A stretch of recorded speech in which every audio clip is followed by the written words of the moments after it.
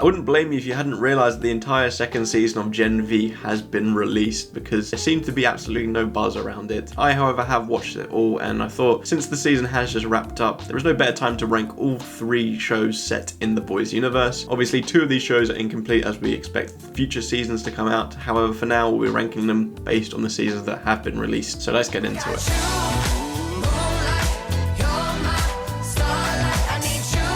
This is one which kind of slipped under the radar, and I think that's probably for the best, because Diabolical is diabolical. I know they've done that to highlight the quirky humour in this franchise, however, this was diabolical in the wrong ways. This is a series of anthology shorts set in the boys universe, and to be honest, I don't really know why they needed to be made.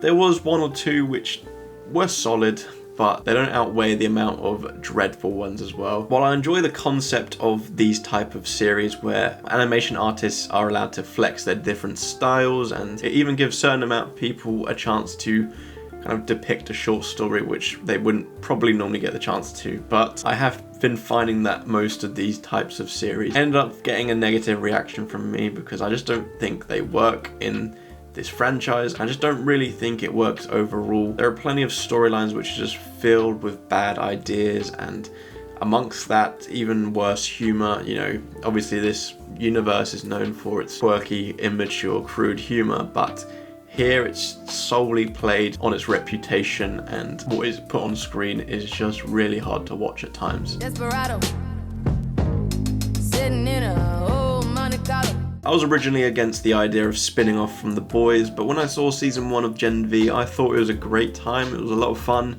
Maybe not on par with the quality that mainline series has to offer. I think I've just kind of spoiled my ranking, but it was still a fun companion to that series, and there were some great characters and an underlying mystery which kind of was riddled throughout the entire season, which kept me invested from episode 1 to the last one. Season 2, however, has kind of dropped this show's reputation in my eyes. Now, it didn't drop it low enough to go underneath Diabolical, but it's pushed it further away from the boys, as I think this season was just very hollow. With that engaging mystery now resolved, there was just nothing keeping my attention throughout this entire season, as it just was stuff happening. There was nothing, no real clever, intricate writing. It was all quite basic. There was 1 or 2 moments which I did enjoy, mainly coming from Cypher, who was played really well by Hamish Linklater, and other than that, I thought most of the characters were quite unbearable this time around, especially for ones who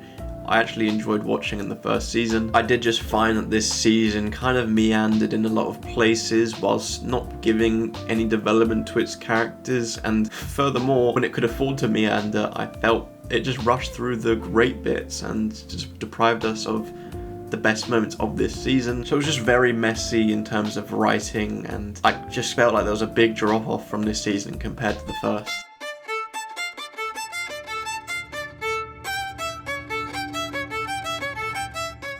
Easily coming in at first place though was The Boys, and I don't think that was ever in doubt. This show has been very consistent with its quality from season 1 to the most recent, although saying that, the most recent I didn't enjoy as much. This show obviously started airing during peak superhero genre time. It could have easily been squashed underneath Marvel and DC, however, it managed to stick out just through its unique ideas. It plays on that craze of superheroes and implements it into a satirical nature, which is just very amusing and very fun. Furthermore, the crude, explicit humor and action just helps cement this show's identity into pop culture and has been loved ever since. People do criticize that its humor has been overused in recent seasons, but I still enjoy it so far and think it's justified. As great as the silly nature of this show is, I do think it does offer some really strong storytelling and compelling characters. Even past their charisma, I think they have some intriguing elements about them which make them more captivating and just